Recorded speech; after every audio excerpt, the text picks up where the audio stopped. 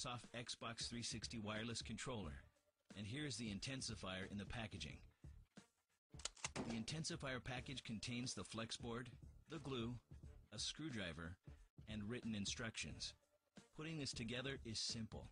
Just follow the directions. Take your controller, which doesn't always have to be new, but here, in this case, we do have a new controller.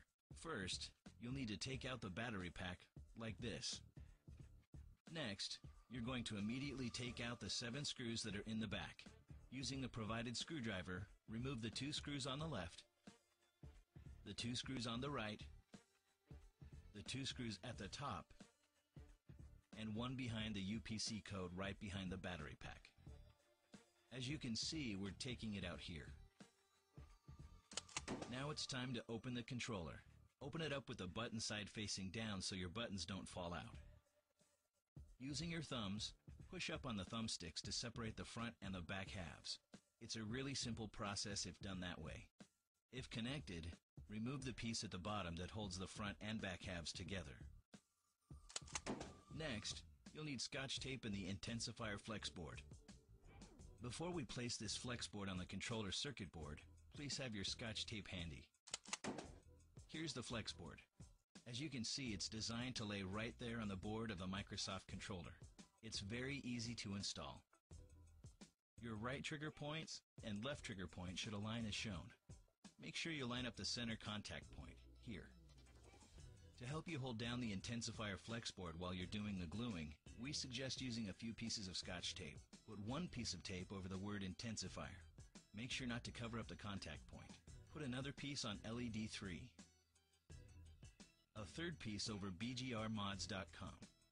And a fourth piece of tape, cut in half vertically, right here to hold down the sync area without covering the metal contact points.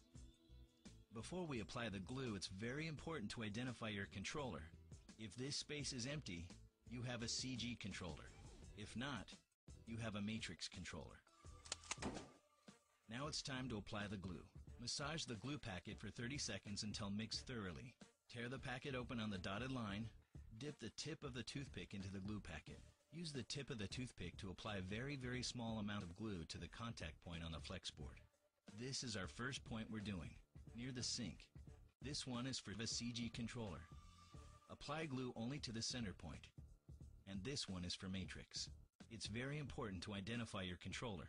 Again, if this space is empty, you have a CG controller. If not, you have a Matrix controller. Next, connect the second, third, and fourth points down the right side. You can see on the right side how easy it's going into place. Here's the fifth point on the left. It's labeled left trigger. And here are the last 3, the grounds, at the bottom, which are the 6th point, the 7th, and the 8th. Allow 4 to 5 hours for the glue to dry, or 10 to 15 minutes using a blow dryer on heat setting. The glue must be dry. Now we're using the tape mainly because it helps hold the intensifier in place while the glue cures and dries. Once the glue is completely dried, remove the tape, making sure to hold down the intensifier so the points remain connected. Put the controller back together. Connect the piece at the bottom that adjoins the front and back halves. Reassemble the 2 halves, making sure to set the rumblers into the cradles.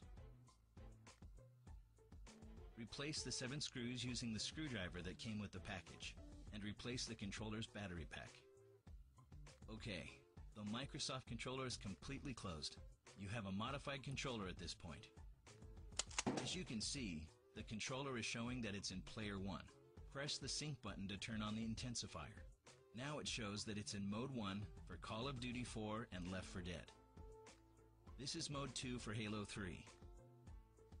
This is mode 3 for Call of Duty World at War. This is mode 4 for Gears of War 2. And this is mode 5, which is your user programmable mode. Here we're showing you how to set your user programmable mode. You hold down the right trigger and press the sync button at the same time.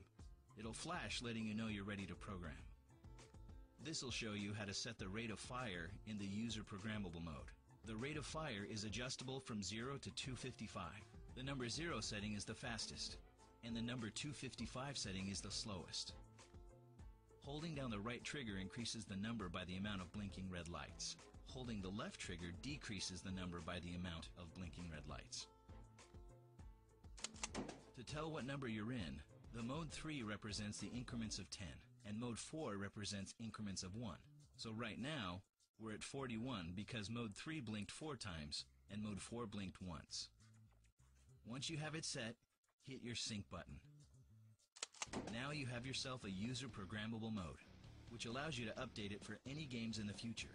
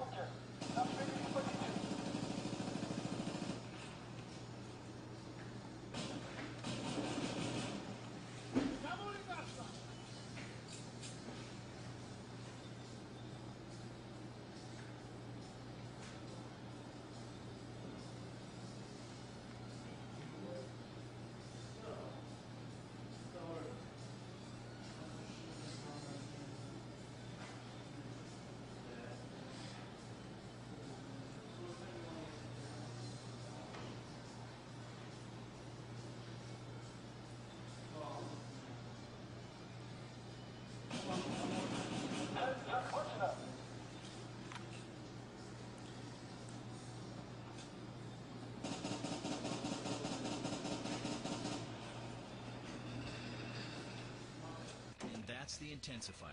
Congratulations, you're all set.